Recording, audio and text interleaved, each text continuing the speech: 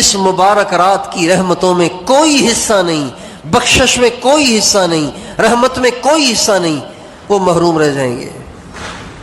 ان میں سے ایک کافر ہے، کافر کو اس رات کی برکت نہیں ملے گی جب تک وہ کلمہ نہ پڑھ لے اور شرک سے توبہ نہ کر لے۔ اور دوسرا جو اس رات کی رحمت سے محروم ہو جائے گا وہ کینہ پرور ہے، کینہ پرور، اپنے دل میں اوروں کے لیے نفرت رکھنے والا، بغض رکھنے والا، اوروں کو کم سمجھنے والا، اوروں سے دشمنیاں کرنے والا، اوروں کو نقصان پہنچانے کی اسکیمیں بنانے والا، اوروں کو حقیر اور ذلیل جاننے والا، یہ جو کینہ پرور ہے یہ بھی آج کی رات نہیں بخشا جائے گا، محروم ہو جائے گا، بدبخت ہو جائے گا۔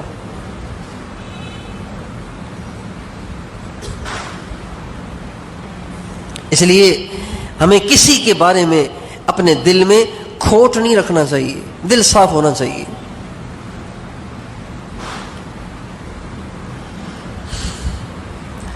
کم ظرفی کی بات ہے، کم ظرفی کی بات ہے کہ تھوڑی تھوڑی بات کو ہم دل میں لیے بیٹھے رہیں، پھر اس کی کھچڑی بناتے رہیں اور اوروں سے نفرت کرتے رہیں، اوروں کو اپنی نگاہوں سے گراتے رہیں، یہ کم ظرفی کی بات ہے۔ ہمارے نبی لوگوں کی کیا کیا زیادتیاں برداشت کرتے تھے، کیسی کیسی باتوں سے آپ درگزر فرماتے تھے۔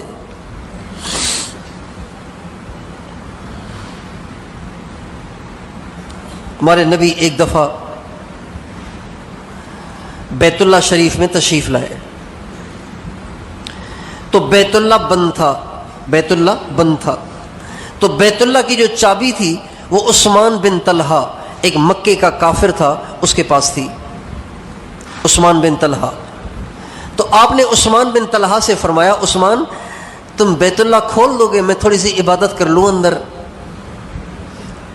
بڑی یعنی لجاجت سے اور بڑی تواضع سے، بڑی محبت سے، بڑی شفقت سے اس سے آپ نے بات فرمائی، تو وہ غصے ہو گیا اور اس نے انکار کر دیا، اور پتہ نہیں کیا کیا اس نے ہمارے نبی سے باتیں کی، ہمارے نبی نے برداشت کر لیا۔ مگر آپ نے جاتے جاتے فرمایا، عثمان وہ کیا دن ہوگا جب بیت اللہ کی چابی میرے ہاتھ میں ہوگی، کیا وہ دن ہوگا جب بیت اللہ کی چابی میرے ہاتھ میں ہوگی، اور پھر میں جس کو چاہوں گا دوں گا، میری مرضی ہے، جس کو چاہوں دوں۔ اللہ کی شان، بیت اللہ فتح ہوا، مکہ فتح ہوا، آپ کے ہجرت کرنے کے 8ویں سال مکہ فتح ہوا، 10,000 کا لشکر جرار لے کر آپ مکہ معظمہ میں داخل ہوئے۔ کچھ بہت سے کافر مسلمان ہو گئے، بہت سے بھاگ گئے، بہت سے چھپ گئے۔ جب آپ علیہ السلام تشریف لائے، بیت اللہ کھلا ہوا تھا، آپ اندر داخل ہوئے، لمبی آپ نے عبادت کی اور وہاں بہت رو رو کے آپ نے دعائیں کی۔ جب آپ بیت اللہ سے نکلے، جب بیت اللہ سے نکلے تو چابی آپ کے ہاتھ میں تھی، چابی آپ کے ہاتھ میں تھی۔ اب جب آپ بیت اللہ سے نکلے نا تو اب وہ وقت تھا کہ اب آپ نے چابی کسی کے حوالے کرنی ہے، کسی کو چابی بردار بنانا ہے۔ بیت اللہ کا چابی بردار جو ہے نا، یہ بہت بڑا اعزاز تھا کہ جی اس کے پاس بیت اللہ کی چابی ہے۔ جو ہی آپ بیت اللہ سے باہر آئے اور آپ کے ہاتھ میں چابی تھی تو حضرت عباس جو ہمارے نبی کے چچا ہیں وہ حاضر خدمت ہوئے، یا رسول اللہ یہ بیت اللہ کی چابی اب تو ہمارے پاس آ گئی، تو یہ بیت اللہ کی چابی آپ مجھے دے دیں گے، مجھے بنا دیں بیت اللہ کا چابی بردار۔ اتنے میں حضرت علی حاضر ہوئے، یا رسول اللہ یہ چابی آپ مجھے مرحمت فرما دیں، یہ چابی بردار مجھے بنا دیں۔ آپ علیہ السلام خاموش، آپ نے فرمایا عثمان بن طلحہ کہاں ہے؟ عثمان بن طلحہ کہاں ہے؟ عثمان کو لایا گیا۔ آپ نے فرمایا عثمان وہ دن یاد ہے جب میں نے تجھے بیت اللہ کھولنے کو کہا تھا اور تو نے بیت اللہ کو نہیں کھولا تھا، اور میں نے تمہیں کہا تھا کہ ایک دن وہ کیا دن ہوگا جس دن بیت اللہ کی چابی میرے ہاتھ میں ہوگی۔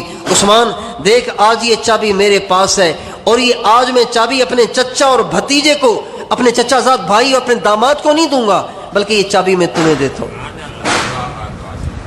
آپ نے وہ چابی حضرت عثمان بن طلحہ کو عطا فرمائی۔ پھر آپ نے یہ بھی فرمایا عثمان یہ چابی تیرے پاس رہے گی، تیرے بعد تیری نسلوں کے پاس رہے گی اور قیامت تک تمہاری نسل میں چلے گی.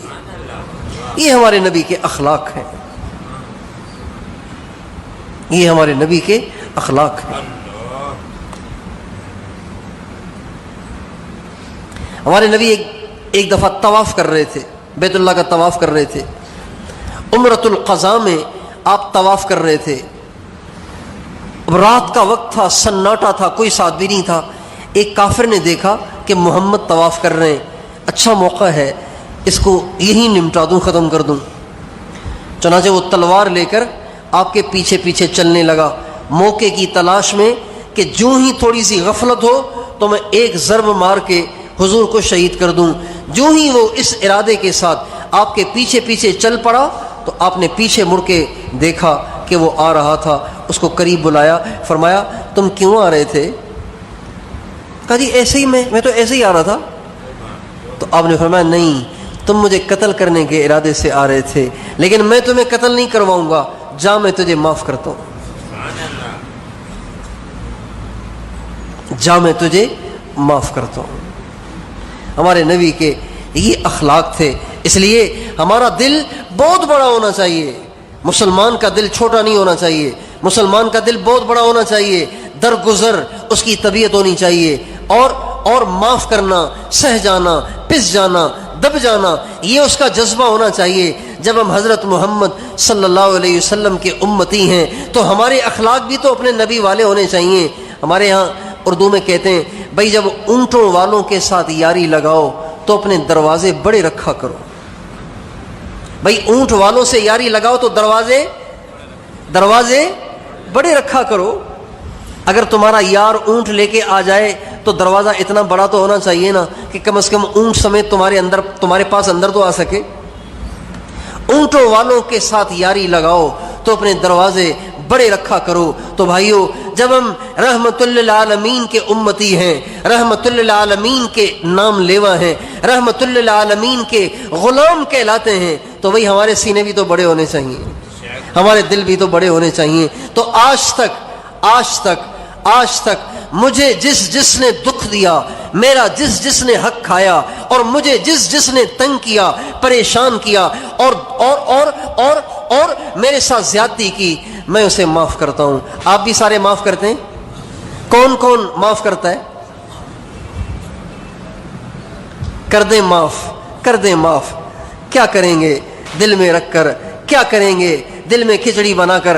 معاف کر دیں. ہمارے نبی کا ارشاد ہے من یعف یعف اللہ عنہ، جو اوروں کو معاف کرے گا اللہ اس کو معاف کر دے گا.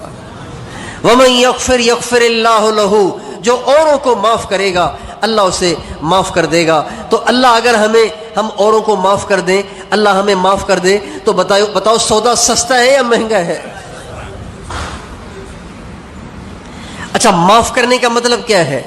معاف کرنے کا مطلب یہ ہے کہ اب اس سے بدلہ نہیں لینا. دکھ تو ختم ہوگا آہستہ آہستہ، دکھ تو جلدی ختم نہیں ہوگا. اگر کسی نے آپ کے ساتھ زیادتی کی ہے تو اس کا جو دکھ ہے، اس کا جو رنج ہے، یہ تو آہستہ آہستہ ختم ہوگا. زخم ہے نا، زخم کا نشان تو آہستہ آہستہ مٹتا ہے، لیکن اس کا آپ نے بدلہ نہیں لینا، اس سے دشمنی نہیں کرنی، اس کو نقصان نہیں پہنچانا، اس کو نقصان بنانے کے لیے کوئی اسکیم نہیں بنانی، اور اس کو نقصان پہنچانے کی اسکیم بنانے والوں کی پشت پناہی نہیں کرنی. یہ مقصد ہے معاف کرنے کا. تو جن نے آپ سب کو دکھ دیا، اور جن نے آپ کا حق کھایا، اور جن نے آپ کے ساتھ زیادتیاں کی، آپ سارے کے سارے دل سے ان کو معاف کرتے ہیں؟ یہ پیچھے والے بھی بتائیں بھئی ان سب کو معاف کرتے ہیں؟ کون معاف کرتا ہے؟ اللہ کی قسم کھاؤں تو جھوٹا نہ ہوں، اللہ کی قسم کھاؤں تو جھوٹا نہ ہوں. ایک دفعہ نہیں، کروڑ دفعہ بھی قسم کھاؤں تو جھوٹا نہ ہوں. اگر آپ نے یہ ہاتھوں کا اشارہ سچے دل سے کیا ہے تو اللہ کی قسم آپ کو بھی اللہ نے معاف کر دیا. کرے گا نہیں، اللہ نے کر دیا. اس لیے کہ ہمارے نبی کا ارشاد ہے من یعف یعف اللہ عنہ، جو اوروں کو معاف کرے گا اللہ اس کو معاف کرے گا. اور ساری دنیا ادھر سے ادھر ہو سکتی ہے، ہمارے نبی کا فرمان جھوٹا نہیں ہو سکتا. تو کینہ پرور کی آج کی رات بخشش نہیں ہوگی، اور ڈاکو کی بخشش بھی نہیں ہوتی.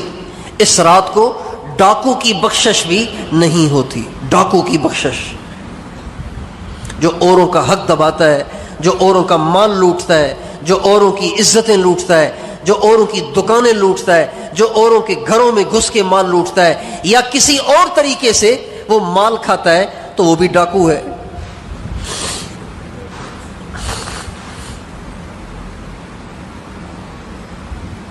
ڈاکو کی بخشش بھی آج کی رات نہیں ہوگی، اس لیے کہ ڈاکو نے مخلوق کا بہت سا حق کھا رکھا ہے، تو جب تک مخلوق سے معافی نہیں مانگے گا اللہ بھی اسے معاف نہیں کرے گا. اور چوتھا زانی کی بخشش نہیں ہوگی. زانی کی بخشش آج کی رات نہیں ہوگی. زانی کی بخشش نہیں ہوگی.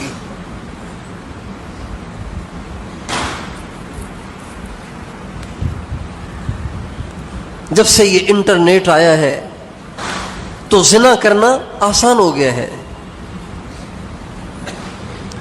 اور زنا کا جرم ہونا سنگین جرم ہونا یہ دل دماغ سے بھی نکل گیا ہے. جب سے یہ انٹرنیٹ آیا ہے، جب سے یہ موبائل آیا ہے، جب سے یہ فیس بک اور یوٹیوب آیا ہے، تب سے زنا کی برائی دل دماغ سے کم ہو گئی ہے، بہت کم ہو گئی ہے، بہت کم ہو گئی ہے. ہمیں تو پتہ نہیں ہے کہ کون زنا کرتا ہے، کون زنا کر رہا ہے، لیکن معاشرے میں نئی پیدا ہونے والی بیماریاں یہ اس بات کی دلیل ہیں کہ یہاں زنا ہو رہا ہے. ہم ایک ملک میں گئے، صومالی لینڈ، تو ہم نے وہاں دیکھا کہ پورے ملک میں بیماری نہیں تھی، کوئی بیماری نہیں. 100% لوگ صحت مند تھے، 100% صحت مند. کوئی ہاسپٹل نہیں، کوئی ہسپتال نہیں. ہمارے ایک ساتھی کی آنکھیں خراب ہو گئیں. تو میں نے مقامیوں سے بات کی، میں نے کہا بھائی ہمارے ایک ساتھی کو آنکھوں میں تکلیف ہے، ڈاکٹر ہے یہاں پہ؟ کہنے لگے ہے، ایک ڈاکٹر ہے، لیکن وہ ہفتے میں ایک دن اس ملک میں ہوتا ہے، اور ہفتے کے 7 دن اس کے مختلف ملکوں میں تقسیم ہے، ایک ملک میں ایک دن بیٹھتا ہے. تو میں نے کہا وہ اکیلا ڈاکٹر ہفتے میں ایک دن دے کر سارے ملک کے لیے کافی ہو جاتا ہے؟ کہاں، مریض ہے ہی نہیں یہاں پہ. ایک شہر میں ہمارا جانا ہوا، اسی ملک کے ایک شہر میں جانا ہوا، تو معلوم ہوا کہ وہاں ہسپتال ہے اور وہاں پاکستانی کوئی ڈاکٹر ہے. تو ہم نے کہا چلو بھائی اس سے ملاقات کر لیں گے. ہم صبح ان سے ملنے چلے گئے تو سناٹا چھایا ہوا تھا. ڈاکٹر صاحب باہر دھوپ میں بیٹھے ہوئے تھے، دھوپ سیک رہے تھے، سارے کمرے خالی تھے، اور ایک جھاڑو دینے والا صفائی کر رہا تھا، اور کچھ نہیں تھا. تو میں نے کہا مریض نہیں ہے یہاں پہ، سارے وارڈ خالی پڑے ہوئے ہیں. کہ مریض آتا ہی نہیں یہاں پہ، کوئی ہوتا ہی نہیں مریض یہاں پہ. اور وہ جو ڈاکٹر ہم نے سنا تھا وہ بھی ڈاکٹر نہیں تھا، ڈسپینسر تھا. اس کی اتنی عزت تھی جیسے یہاں کسی اسپیشلسٹ کی بھی نہیں ہوگی. کہتے ہیں نا اندھوں میں کانا راجہ ہو جاتا ہے. تو وہاں نہ مریض نہ ڈاکٹر، تو وہ ڈسپینسر بھی ان کا بہت بڑا اسپیشلسٹ تھا. کوئی بیمار نہیں ہوتا، کوئی وہاں بیماری نہیں. بس کسی کو نزلہ ہو گیا یا کسی کو بخار ہو گیا تو ہو گیا، ورنہ کوئی بیماری نہیں. ہم نے کسی کو وہاں کھانستے بھی نہیں دیکھا، کوئی کھانس رہا ہو ہم نے نہیں دیکھا. کسی کو سر میں درد ہو گیا، نزلہ ہو گیا، بخار ہو گیا. مجھے سر درد کی تکلیف رہتی ہے، مستقل تکلیف ہے، سفر میں ضرور ہوتی ہے ہر دوسرے تیسرے دن. تو میں گولی کھاتا ہوں، پین کلر، درد ختم کرنے والی گولی. تو مجھے شدید درد تھا. جب وہ درد ہوتا ہے ایسے محسوس ہوتا ہے جیسے کسی نے سر میں گولی مار دی، اتنا درد ہوتا ہے. تو وہ گولی میں نے بیگ سے نکالی. ایک ساتھی سے میں نے کہا مجھے گولی نکال کے دو. تو میں گولی نکالنے لگا تو وہاں کا ایک آدمی آ گیا، کہا توبہ توبہ، آپ اتنا اچھا بیان کرتے ہیں پھر بھی گولی کھا رہے ہیں. آپ بیان میں تو کہتے ہیں کہ اللہ سے ہوتا ہے اور آپ گولی کھا رہے ہیں. تو میں نے کہا پھر کیا کھاؤں؟ کہا میرے پاس شہد ہے، میں لے آتا ہوں. اللہ قرآن میں کہتے ہیں کہ شہد میں شفا ہے. یہ ایک عام آدمی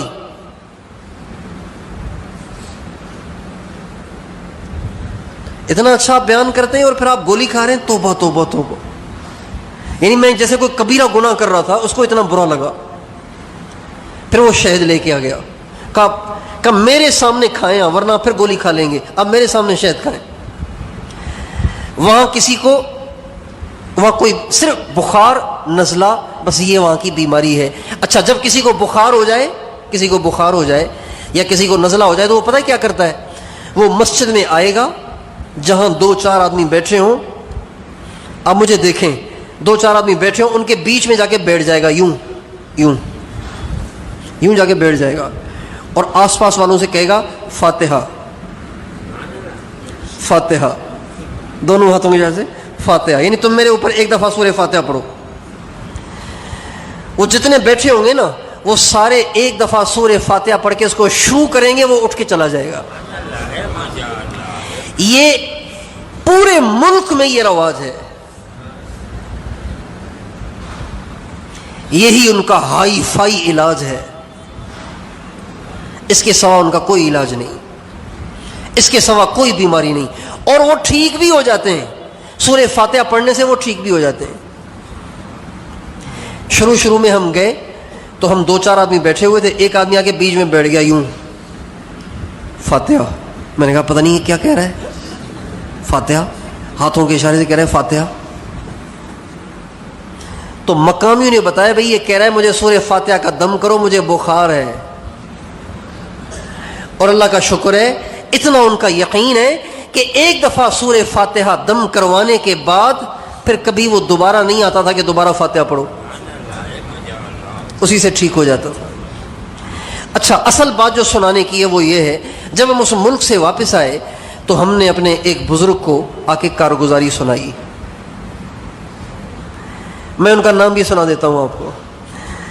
میں نے یہ کارگزاری سنائی ہمارے حضرت مولانا پیر ذوالفقار احمد صاحب نقشبندی دامت برکاتہم کو.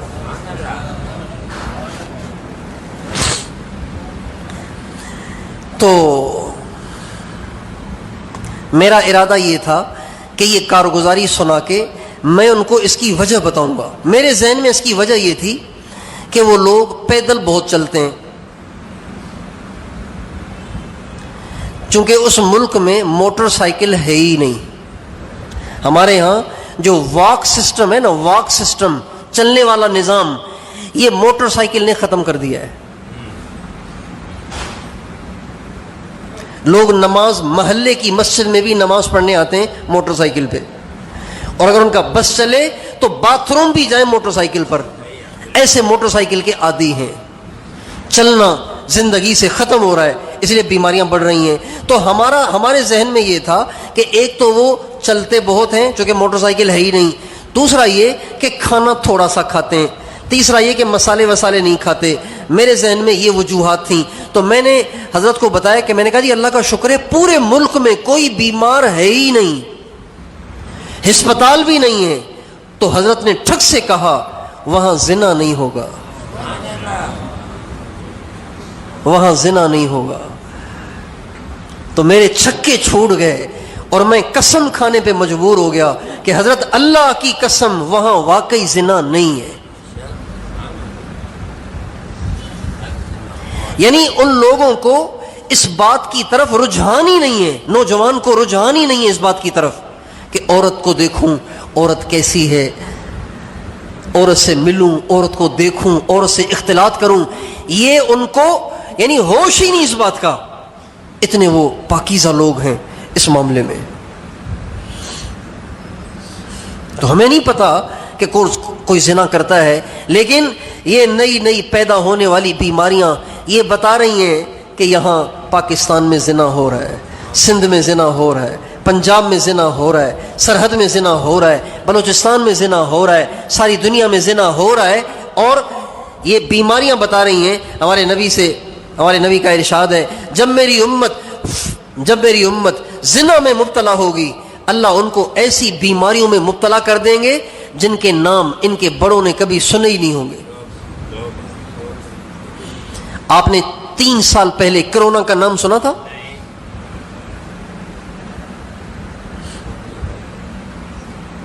پولیو کا نام سنا تھا؟ ایڈز کا نام سنا تھا؟ ہمیں تو بیماریوں کے نام بھی نہیں آتے. یہ بیماریاں بتا رہی ہیں. دیکھیں نا, کہیں سے دھواں اٹھ رہا ہو آپ کیا کہیں گے؟ وہاں کیا ہو گیا ہے؟ آگ لگ گئی ہے. دھوئیں کا اٹھنا اس بات کی دلیل ہے کہ آگ اٹھ رہی ہے. صبح سویرے روشنی اٹھ رہی ہے, آپ سمجھ جائیں گے کہ سورج طلوع ہو رہا ہے.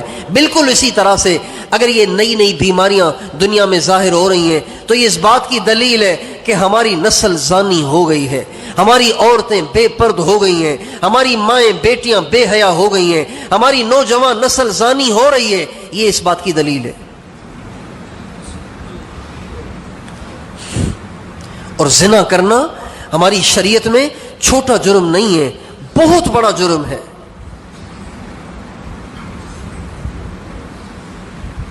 اتنا بڑا جرم ہے کہ اللہ فرماتے ہیں, اللہ قرآن پاک میں لہجے سے بھی بہت سی باتیں سمجھ میں آتی ہیں. لہجے سے بھی بہت سی باتیں سمجھ میں آتی ہیں. مثلا میں آپ سے ایک کام کے بارے میں کہوں, بھائی یہ کام نہ کرنا, یہ کام نہ کرنا, ایک یہ لہجہ ہے اور ایک یہ ہے اس کے قریب بھی نہ جانا. فرق ہے نا, فرق ہے نا.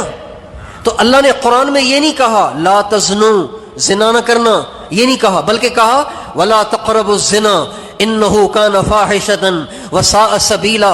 زنا کے قریب بھی نہ جانا, یہ بہت گندا اور غلیظ راستہ ہے, بہت گندا راستہ ہے یہ. زنا کے قریب بھی نہ جانا.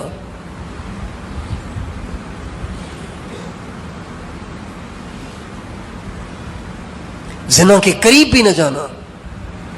اور اللہ پاک نے وہ سارے دروازے بند کر دیے ہیں جس سے زنا کا دروازہ کھلتا ہے. سارے دروازے بند کر دیے ہیں. عورت کو گھر سے باہر نکلنے سے منع کر دیا گیا, عورت کو بے پردگی سے منع کر گیا. اور اللہ تعالیٰ قرآن پاک میں فرماتے ہیں کسی گھر میں جاؤ تو اجازت لے کے جاؤ, بغیر اجازت کے نہ جاؤ. اور ہمارے نبی کا ارشاد ہے کسی کے گھر میں جھانکو نہیں, کسی کے گھر میں جھانکو نہیں.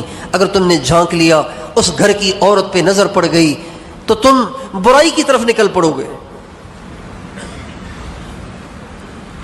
قل للمؤمنین یغضوا من ابصارہم ویحفظوا فروجہم. ایمان والے مردوں سے کہو اپنی نظروں کو نیچے رکھو, اپنی شرمگاہوں کی حفاظت کرو. اس آیت سے پتہ چلتا ہے کہ جو آدمی اپنی نظر کو نیچے رکھے گا وہ زنا سے بچ جائے گا, جو نظر کو آوارہ کرے گا وہ کبھی نہ کبھی زنا ضرور کرے گا. پکی ٹھکی بات ہے. بد نظری کرنے والا, نگاہوں کی آوارگی کرنے والا ضرور کسی دن زنا کرتا ہے. 15 شعبان کو زانی نہیں بخشا جائے گا, وہ محروم رہے گا, مردود ہو جائے گا, کم بخت ہو جائے گا, بدبخت ہو جائے گا اگر وہ توبہ نہ کرے. ہاں آج کی رات اگر زانی توبہ کرے گا اللہ اس کو بھی معاف کر دے گا, زانی کی بخشش نہیں ہوگی. اور بھتہ خور کی بخشش نہیں ہوگی. آج کی رات بھتہ خور کی بخشش نہیں ہوگی. بھتہ خور لوگ ہوتے ہیں نا, دکانداروں کو پرچیاں بھیج دیتے ہیں, بھتہ خور کی بخشش نہیں ہوگی. آج کی رات ڈھول بجانے والے کی بخشش بھی نہیں ہوگی. ہمارے نبی نے فرمایا جو ڈھول بجاتا ہے اللہ 15 شعبان کی ایسی 15 شعبان کو زانی نہیں بخشا جائے گا, وہ محروم رہے گا, مردود ہو جائے گا, کم بخت ہو جائے گا, بدبخت ہو جائے گا اگر وہ توبہ نہ کرے. ہاں آج کی رات اگر زانی توبہ کرے گا اللہ اس کو بھی معاف کر دے گا, زانی کی بخشش نہیں ہوگی. اور بھتہ خور کی بخشش نہیں ہوگی. آج کی رات بھتہ خور کی بخشش نہیں ہوگی. بھتہ خور لوگ ہوتے ہیں نا, دکانداروں کو پرچیاں بھیج دیتے ہیں, بھتہ خور کی بخشش نہیں ہوگی. آج کی رات ڈھول بجانے والے کی بخشش بھی نہیں ہوگی۔ ہمارے نبی نے فرمایا جو ڈھول بجاتا ہے اللہ 15 شعبان کی ایسی مبارک اور مقدس رات میں اس کو نہیں بخشے گا۔ اور آپ نے فرمایا میوزک بجانے والا اور میوزک سننے والا اس کی بھی آج کی رات بخشش نہیں ہوگی۔ میوزک بجانے والا اور میوزک سننے والا اس کی بھی آج کی رات بخشش نہیں ہوگی۔ اور ماں باپ کے نافرمان کی بخشش نہیں ہوگی، جو ماں باپ کو دکھاتا ہے، ماں باپ کی حق تلفی کرتا ہے، ماں باپ سے بدتمیزی کرتا ہے، ماں باپ کے ساتھ بے ادبی سے پیش آتا ہے، ماں باپ سے اونچی آواز میں باتیں کرتا ہے، ماں باپ کی نافرمانی کرتا ہے، اس کی بھی آج کی رات بخشش نہیں ہوگی۔ تو اگر ہم میں سے کسی نے ان جرائم میں سے کوئی جرم کر رکھا ہو تو بھائیو آج توبہ کر لیں، آج اللہ سے معافی مانگ لیں، اللہ بڑے مہربان ہیں۔ تو کرتے ہیں سارے توبہ، ان سارے گناہوں سے کرتے ہیں نا توبہ۔ ماں باپ ناراض ہیں، آج ہی اسی رات کو ماں باپ کے پاؤں پکڑ کے ان سے معافی مانگیں۔ اور قطع تعلقی کرنے والے کی بھی آج کی رات بخشش نہیں ہوگی۔ قطع تعلقی کرنے کا مطلب یہ ہے کہ کسی سے بالکل بات چیت بند کر دینا، بالکل بائیکاٹ کر لینا، اس کی بھی بخشش نہیں ہوگی۔ یہ مرض بھی بڑا عام ہے، تھوڑی تھوڑی باتوں کی وجہ سے بائیکاٹ کر دیتے ہیں، تھوڑی تھوڑی باتوں کی وجہ سے ایک دوسرے سے ملنا جلنا چھوڑ دیتے ہیں۔ ابھی چند دن پہلے مجھے ایک نوجوان نے کہا کہ جی ہمارے فلاں رشتہ دار ہیں، تو میرے والد صاحب کی ان کی آپس میں انبن ہوئی ہے۔ اب میرے والد صاحب کو جب بھی پتہ چلتا ہے نا کہ میں ان سے راستے میں کہیں ملا ہوں تو میرے والد صاحب مجھ سے ناراض ہو جاتے ہیں، تو میں اگر ان کو سلام کر لیا کروں، ان سے ہاتھ ملا لیا کروں، تو کیا میں ماں باپ کے نافرمان میں تو شمار نہیں ہو جاؤں گا؟ اور ایسے بھی لوگ ہیں جن کا بائیکاٹ اتنا لمبا ہے، اتنا سخت ہے کہ وہ کہتے ہیں، مرتے مرتے بھی کہتے ہیں میری شکل نہ دکھانا اس کو، میرا منہ نہ دکھانا اس کو۔ ایسے لوگ بھی ہیں، میرے جنازے میں شریک نہ کرنا اسے، میرے مرنے کی اطلاع نہ کرنا اسے۔ انسان جب سخت ہو جائے تو کتنا سخت ہو جاتا ہے، پتھر سے بھی زیادہ سخت ہو جاتا ہے، پتھر بھی موم پڑ جاتا ہے، پتھر بھی نرم پڑ جاتا ہے، لیکن یہ انسان جب سخت ہو جاتا ہے تو کتنا سخت ہو جاتا ہے۔ دوستو قطع تعلقی کرنے والے کی اس رات بخشش نہیں ہوگی۔